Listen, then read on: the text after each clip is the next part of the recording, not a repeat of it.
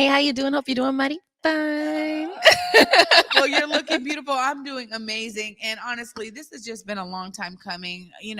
We do a lot of work together, at Converge and in the community. We host things together. Sometimes we come across each other in so many different ways. And it's been such a joy in my life to grow with you in our sisterhood, honestly. But I wanted to talk about your beginnings because I remember having conversations with you and like it's like people don't understand the grind that you have really taken to get to where you are today. Let's talk about those beginnings, Besa. Where do we start, Trae? I know. It's like, at some point you decided you were going to be a part of promotion teams. And I know you were at C-Spot. So I don't know what was before that. But C-Spot was first. Yeah, so I started at C-Spot when I was 19. And I actually saw Kun last night at the 3 of the Eyes of the Art event over at Mopop. And I was like, do you remember when I had just turned 21 and it was like a month later and then Joe Jesse was there and I think it was a little bit after Kun had got his big red drink from Ciroc and Joe was like, Nay, because that's what they called me back then. He was like, Nay, you want a drink? And then Kun was like, wait a minute. Are you 21 yet? Because back then I would go out to different events, but I could only go to like volume and stuff like that because I was only 19 when I first started. For like a little bit, I was at the 18 and over events trying to do stuff. But that's aside from that, like I did start a blog in like 2008, but that's really where I got my start and like my footing of moving through the city and getting to know people, like the different artists and the different promoters and the different venue owners, because Kun would be like, just send them an email, tell them that you're a part of C-Spot and that I said it was cool and they'll take care of you. And that's really how I got started, because when Kun pretty much says just go, like he really does just kick you out the door and you figure it out. Like he would be like, hey, I got an interview, I need you to do it. And it would be like within 2 or 3 hours. And I would be at home just chilling. I didn't have to get up, get dressed, do some research, get my questions together, and get there within 2.5 to 3 hours. Wow. I mean, this is, as a young person, getting kind of thrown into this industry in that way, it really teaches you some things, because you got to figure out where your footing is, how you kind of fit in this larger scheme of things.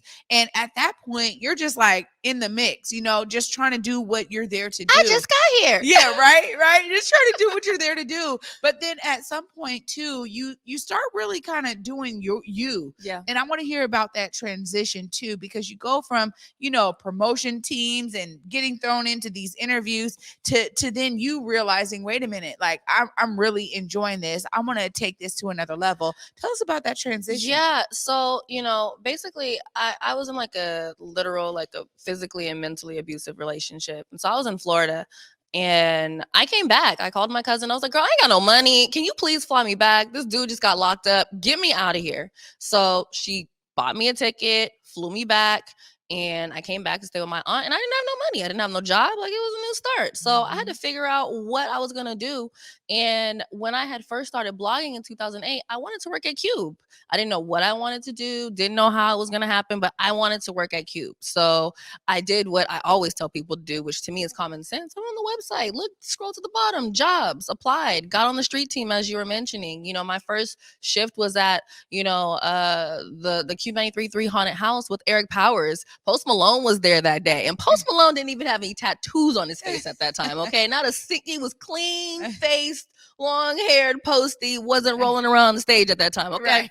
He was still normal back then, all right? And, over time, Cube came, it went, it came, it went.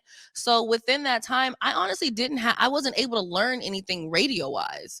I might kind of like watch people a little bit, but Supa was still doing like middays or something like that. Tiffany Warner was still there. Eric Powers was still there. Sir Mix-a-Lot was still there. A matter of fact, Supa was still doing mornings at that time on Cube. So it's like there was no space for me or anyone to even teach me, because no offense to them, but everyone that had been there for so long that they were just like in their groove. It's like you come into work, you leave. You come into work, you leave. So once Cube was pulled, and then it came back as, what was it, like something 7 or whatever have you. Mhm. Then it was pulled again. Yep. And then at that point, I was like, well, I don't know what I'm going to do. Like, I was trying to find jobs, over at Intercom. I was trying to like move out of state, trying to like move up within iHeart and go into like a different city just to get training or something. Because my whole thing was, if I can get in the door, I can figure it out. But although I was in the door, what I wanted wasn't even available. Yeah. So that really prolonged my process. However, once Cube came back, I wasn't playing around. So in a nutshell, once Cube came back, Eric Rosado, who was the program director, I think it was like a couple weeks after it was announced, I like went on Instagram, found him, and figured out what his time slot was. And then there's like a light that pops up and it'll say live if they're like on air or if they at least have their mic on. Waited till his mic turned off and I just knocked on the window and he told me to come in. And I was like, look, I'm not even going to waste your time. My name's Besa Gordon. I'm on the promotions team. I work in the office. I have my own desk, but I do digital. And I just want to know, what do I got to do to get on Cube? So he started training me on how to seg the music. So that way, when you're listening to the radio, every once in a while, you might hear like music kind of crash together. That means someone didn't seg the logs. Like, you actually have to go in there and do something. So that way, the station actually plays smoothly. So he started teaching me to do that. Like, that's something that you actually have to do in programming, but nobody wants to do it. It's a very, very tedious thing. And then once, I think like maybe a week or so after that, he was like, hey, send me an air check. Freak is a damn air check. So then I had to go find someone else to show me how to even work the studios to record. So once I started getting those in, it was a couple months later, I got my first shift of being overnights, and I've been on air since 2018. Wow. That was like about let's see, from August to October, it was my training process. Wow. See, but it was because you bet on yourself. No, period. Right? Like, that's really what it is. And the reason why I really want to dive into your story is because people see you now and you're on multiple stations. You are sought after. You have an amazing following. You do all these TikToks. Like, people see your persona out here and think, oh my God, like how, I could never, right? And what is something you want to tell people that may see themselves in that regard? Because this was really a dedication to you betting on you. Yeah, I would tell them the same thing I've told other people that are now in radio. Get in the building. You want to work for this company? Go to the bottom of the page like I did. Scroll, click jobs, click careers. Find something that you can do to get in the building. Radio Rise, I started in the mail room, carrying tents and tables and being outside when it's snowing. I did that for like a year and a half before I even got in the office. So it's like, you really do have to, it's really about who you know and the opportunities that you create for yourself, because there was a lot of people that were within the station that wanted to be on Cube, and no tea, no shade, some of them were salty once I got on, but the same things that I started doing, they weren't willing to do. Oh, I don't want to bother them. Oh, I don't. That's fine. I will bother them, because otherwise, how else are they going to know that I'm even interested? The thing with iHeart, and I can't say this about other companies, but iHeart likes to promote from within. So for them to know that I started as a promotions assistant to where now, I'm on all these stations and I'm working on getting into programming, they like that. You know what I mean? There's a different kind of loyalty, and I understand this girl's work ethic and I know what she will do. She will bet on herself. The problem is, I think it's kind of like you were saying, a lot of people don't realize I really did start my first blog, nabesa.com, in 2008. And moved from there. Once I got on air, there were people that already knew who I was, which is why I was able to start my mixers not too long after being on air. But that's because I would go to different events. I would go to Numos, I'd go to Barboza, I'd go to the Crocodile, I'd go to all the events that had the local artists that were popping. And then once they got off stage, I would just walk up to the artist and talk to them. Like, a lot of people are lazy and they're just waiting for that viral moment, and they're not trying to build that groundwork where it's like, oh, I want everyone to look at me. But it's like, well, once we look at you, are we going to find anything? Yeah, that's so key.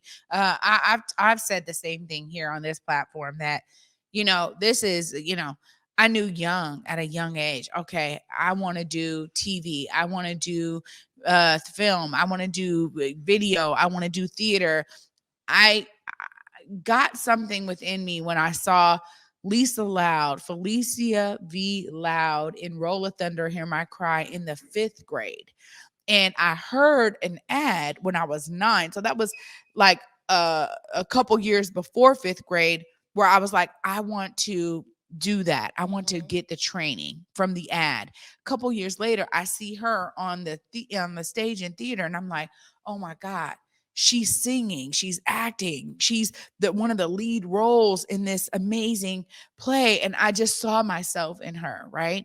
And I knew young, but it was like Mhm. this constant dedication. I was just explaining that to my son, that when you kind of find something and you kind of stick with it, like you did, Besa, you really begin to see the fruits of that labor. And it's been so beautiful to watch you blossom and flourish in all of this amazingness that is you. I'm at your mixers, and people are just like, oh my God, you work with Besa Gordon. It's so cute because I'm like, yeah, Besa's my girl, that's my sis, right? But it's so great to actually hear that kind of feedback. How does it resonate with you? As people have now tapped into you. Social media begins to be that space where people get to love on you like that. How does that resonate with you and settle with It's you? strange. In the best way. I mean, it's strange. I'm an only child, so it's like a lot of the people that I know out here, it's not like, oh yeah, my older brother or sisters, and it's just me. Yeah. So it's like a lot of people know me because I was at Safe Spot and I was coming out and I was going to these different events and I was putting myself in these rooms. Otherwise, I didn't know anybody. I didn't go to Garfield. I went to Cleveland. So like my Cleveland people know me, but outside of that, it's like it's just it was a different world for me growing up. So when I'm in these rooms where even at like Mopop, there was a girl that came up to me and was like, oh my God, like I moved here some months ago and I didn't know where all the black people were. I didn't know what to do. And I was telling my friends that I hate it. And she goes, you were the first local person that I found on TikTok. And I've been going to all your restaurant recommendations. I've been going to all your events. And, I tell my friends that you're like my friend in my head, and talking to you right now, I feel like I'm watching one of your videos. And I'm just like, this is wild. But in the best way possible. Yeah. Like, I don't think I necessarily saw this coming. I mean, I think you imagine something like this, but when you're in the moment of someone being like, I didn't really know if I should say hi, but I really wanted to say hi, and like I'm a huge supporter of yours, or it's a different kind of humbling to know that people care so much that they almost get nervous to even say hello. Yeah. Yeah. It's as we're out here really creating the impact, like we're, doing the thing, living it. It's a beautiful thing. And when we're in spaces like that, I always I'm so humbled by it. Like you said, I'm just humbled by it because I'm like, oh wow, okay, somebody is experiencing the work that I'm doing and it is impacting And it's them. making, and that's how it's making a difference. Sometimes you really feel like you're just shooting in a black hole. You know what I mean? And it's like sometimes I do my events you should know about, and I'm just like, and then I look at it and I'm like, wow. It's like I don't always expect that to happen. And it's like, I mean, I guess I should know by now. It's like a formula, but that's just not how my brain works. And so when people show that appreciation, for me, it at least lets me know, okay, so I am doing something that my community actually enjoys and they feel that there's a need for. Yeah, yeah. The benefit of it, it comes back. All of the effort that you pour into something, to be in our community and to hear that response, that's the way that it comes back. But also there's other ways it comes back. I mean, baby, you were on Jones soda bottle. I am. I should have brought one. The berry besa, right? Like I love it. BB. Yes, like tell us how that really is settling with you, because it's a whole nother way for you to be recognized for the great work you've been doing, Besa. Yeah, that one, I feel like I'm still waiting for that. Like it's sunk in, but it's still one of those moments where when I look at the bottle, I'm just like, wow, that's like a situation. And it's a photo of me at one of my mixers. So that's even crazier. So, when Dre's hit me and was like, yo, I actually want you to be on this bottle. And they approached me to do it, and I was like, I don't want to just be the only one on the pack. I want more black people that are just doing dope things in the city to be on it. And he was like, they don't necessarily have a budget. I said, let me tell you something, good sir. I remember being in high school looking at my Jones soda bottle. I think I was always getting the green flavor back then. Mm-hmm. And I started noticing that it was always like a different picture on it. And sometimes there would be people that we would know, and I was like, I don't know when, I don't know how, but I want one, and I'm going to be on one of these bottles. And so when I was actually at Jones and I was looking at, oh my God, I'm going to cry again. And I was looking at my stickers, I was like, damn, I finally did it. Wow. You know, like the bottle was like, okay, this is the bottle. But then when they handed me the stickers that also go with the bottle, I was like, wow, my hard work is not only paying off, but it's being noticed to the point where a company that I've known about for so many years is like, we're going to put your face on the bottle for Black History Month. It's wild. It's another one of those humbling moments, but another moment of, okay, everything I'm doing is what I'm supposed to be doing. This isn't the time to slow down. Yeah. It's not the time to get depressed. It's not the time to get wrapped up in anything other than my own career. Like, some people are like, Besa, this is amazing. It is amazing. But for me, this is the beginning. Yeah. Like, this is like, okay, I've finally reached a new level. Now I have to create that next level for myself. And I can't slow down. Like, I have to keep going. Yeah. Full steam ahead. Full steam ahead, my friend. So proud of you and congratulations.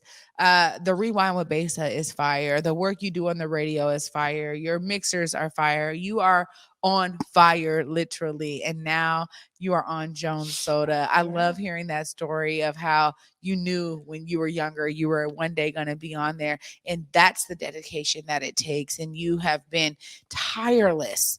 I know I know your sleep schedule. It ain't right. I know you ain't sleeping enough. You be working. You know what I mean? Working. What is a so nap? hard. Yeah. Working so hard, but it's really paying off, Besa. Thank you for the way you poured into me, the things you've taught me, because I didn't know nothing about creating no reels. Besa was like, oh, you got to do this, got to do that. I'm like, whoo, Lord, yeah, right. But I so appreciate your dedication out here, and I love knowing that the example you're setting, other young Black girls that look like you can see themselves now big in radio, doing big and things. on top 40. Come on. Like major. Like, I don't want to jinx it, but because, you know, I haven't done the research like that to know for it to be factual, but I feel like I'm the only Black woman, at least within this city, that's on a top 40 radio station. You know, hip hop is where they typically stick us. R&B is where they typically stick us. They wanted me on the top 40. And it's like, that's wild.